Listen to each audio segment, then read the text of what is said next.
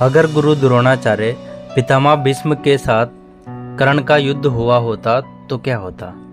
क्या द्रोणाचार्य और भीष्म पितामह कर्ण को परास्त कर पाते? क्या वे दोनों अपने दिव्यास्त्रों से कर्ण के कवच को भेद पाते? सूर्यपुत्र कर्ण, आचार्य द्रोण और भीष्म में कौन सर्वश्रेष्ठ योद्धा था, वो आज हम इस वीडियो के माध्यम से जानेंगे। लेकिन वीडियो में आगे बढ़ने से पहले आपसे विनम्र निवेदन है कि ऐसी ही इंटरेस्टिंग और ज्ञानवर्धक वीडियो देखने के लिए आप हमारे चैनल को सब्सक्राइब जरूर करें। और अगर आप भी भगवान श्री कृष्ण के भक्त हैं तो कमेंट बॉक्स में जय श्री कृष्णा जरूर लिखें। मित्रों, भगवान विष्णु के अवतार परशुराम में इतना पराक्रम था कि उन्होंने 21 बार इस पृथ्वी को क्षत्रिय विहीन कर दिया था। कर्ण, भीष्म और गुरु द्रोणाचार्य ये तीनों भगवान परशुराम के शिष्य थे। इन तीनों में कभी भी कोई युद्ध नहीं हुआ था। यह तीनों कौरव पक्ष से युद्ध लड़े थे, इसलिए कुरुक्षेत्र में भी इनमें कोई युद्ध नहीं हुआ। इसलिए भीष्म, कर्ण और द्रोण में कौन सबसे ज्यादा शक्तिशाली था, यह जानने के लिए हम इनके युद्ध कौशल और दिव्यास्त्रों की तुलना करेंगे। सबसे पहले बात करते हैं इनके शक्तिशाली दिव्यास्त्र के बारे में। गुरु द्रोण के पास ब्रह्मास्त्र, नारायण अस्त्र और ब्रह्मास्त्र और ब्रह्मशीर अस्त्र का ज्ञान था। कुरुक्षेत्र के युद्ध में इन्होंने सिर्फ ब्रह्मास्त्र का प्रयोग किया था। ब्रह्मशीर अस्त्र और नारायण अस्त्र ब्रह्मास्त्र से भी ज्यादा घातक थे। गुरु द्रोणाचार्य से उनके पुत्र अश्वत्थामा को यह अस्त्र मिला था। जब कुरुक्षेत्र में पांडव छल से द्रोणाचार्य का वध कर देते हैं, द्रोणाचार्य से उनके पुत्र अश्वत्थामा को यह अस्त्र मिला था। जब कुरुक्षेत्र में पांडव छल से द्रोणाचार्य का वध कर देते हैं, तब अश्वत्थामा बहुत ज्यादा क्रोधित हो जाते हैं और इसके बाद वे पांडवों पर नारायण अस्त्र का प्रयोग करते हैं। इस अस्त्र के प्रयोग से पांडवों का भारी विध्वंस होने लगता है। पांडव इस अस्त्र को रोक नहीं पा रहे थे। वे इस अस्त्र को जितना भी रोकने का प्रयास कर रहे थे, नारायण अस्त्र उतना ही ज्यादा भयंकर विनाशक बनता जा रहा था। दोस्तों, भगवान विष्णु के नारायण अस्त्र को किसी भी तरह से रोका नहीं जा सकता था। इस अस्त्र के सामने घुटने टेक कर ही इसे शांत किया जा सकता था। तभी भगवान श्री कृष्ण नारायण अस्त्र के सामने आत्मसमर्पण करने को कहते हैं। पांडवों के आत्मसमर्पण करने के बाद ही नारायण अस्त्र का प्रकोप शांत हुआ था। पितामह भीष्म के पास ब्रह्मास्त्र, रुद्रास्त्र अस्त्र और पशुपति अस्त्र के अलावा भी अन्य कई दिव्यास्त्र थे। जब भगवान परशुराम जी से भीष्म का युद्ध हुआ था, तब उन्होंने भगवान परशुराम पर ब्रह्मास्त्र और रुद्रास्त्र का प्रयोग किया था।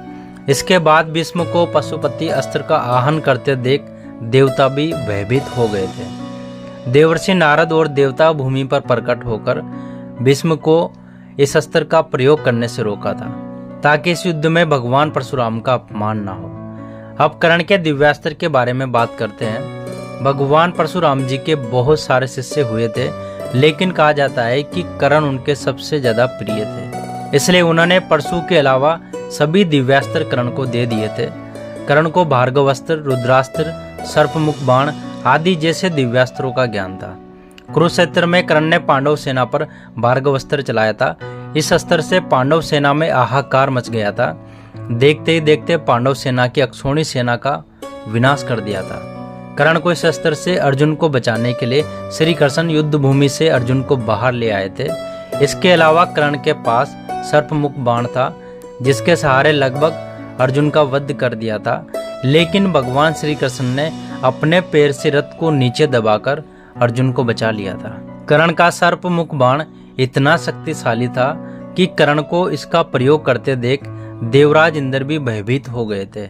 अब बात करते हैं कर्ण के पाशुपति अस्त्र के बारे में। दोस्तों, आपको बता दें कि कर्ण ने इस अस्त्र का युद्ध में कभी भी प्रयोग नहीं किया था।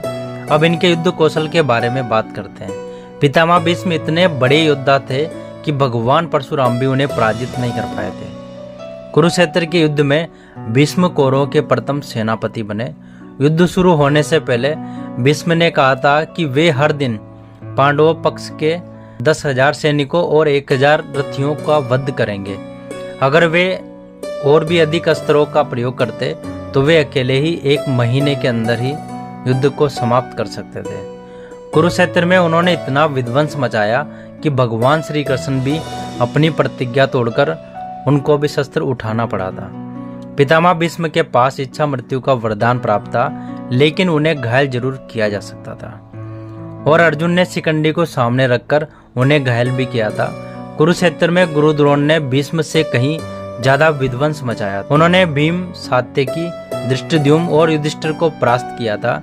अर्जुन ने एक बार भगवान श्री कृष्ण के सामने कहा था कि जब तक गुरु द्रोण के हाथ में शस्त्र है तब तक उन्हें परास्त नहीं किया जा सकता।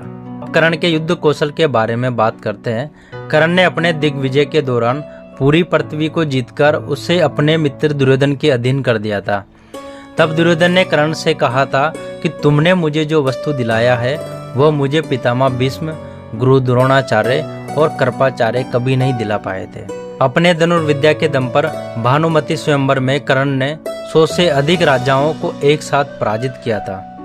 आखिर में कर्ण और जरासंध के बीच युद्ध हुआ और कर्ण और जरासंध के बीच हर शस्त्र से युद्ध हुआ था।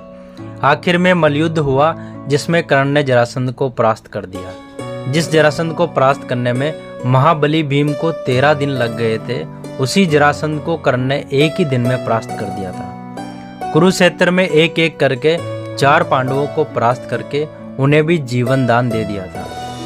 कर्ण ने अपने सर्पमुख बाण से अर्जुन को लगभग मार ही डाला था, लेकिन तब भगवान श्री कृष्ण ने अर्जुन को बचा लिया था। जब तक कर्ण के हाथों में शस्त्र था तब तक उन्हें मार पाना असंभव था। इसलिए जब युद्ध भूमि में कर्ण के रथ का पहिया भूमि में धंस गया था तब कर्ण शस्त्र विहीन थे। तब अर्जुन ने अंजलि का अस्त्र चलाकर कर्ण का वध कर दिया था। दोस्तों, कर्ण, भीष्म पितामह, गुरु द्रोण तीनों ही बहुत शक्तिशाली योद्धा थे, जिसके कारण कुरुक्षेत्र में छल से उनका वध करना पड़ा। लेकिन कर्ण के पास दिव्य कवच और कुंडल थे जो कर्ण को काश बनाते हैं। कवच कुंडल के रहते गुरु द्रोणाचार्य भीष्म कर्ण को किसी भी तरह से पराजित नहीं कर सकते थे। एक बार भगवान श्री कृष्ण ने अर्जुन को कर्ण की शक्ति के बारे में बताया था। श्री कृष्ण ने कहा था कि युद्ध में कार्तिकेय के समान शक्तिशाली कर्ण के सामने कोई भी खड़ा नहीं हो सकता था। सौभाग्य की बात यह है कि उसकी शक्ति घटोत्कच पर गिरकर नष्ट हो गया और उसका कवच और कुंडल इंद्र ने छल से छीन लिया। अगर कर्ण के पास उसका कवच और कुंडल होता तो देवता और राक्षस मिलकर भी उसे परास्त नहीं कर सकते थे। तब अर्जुन, तुम अपना गांडीव और मैं अपना सुदर्शन चक्र लेकर दोनों एक साथ जाते तो भी कवच कुंडल के कारण उसे जीत नहीं पाते।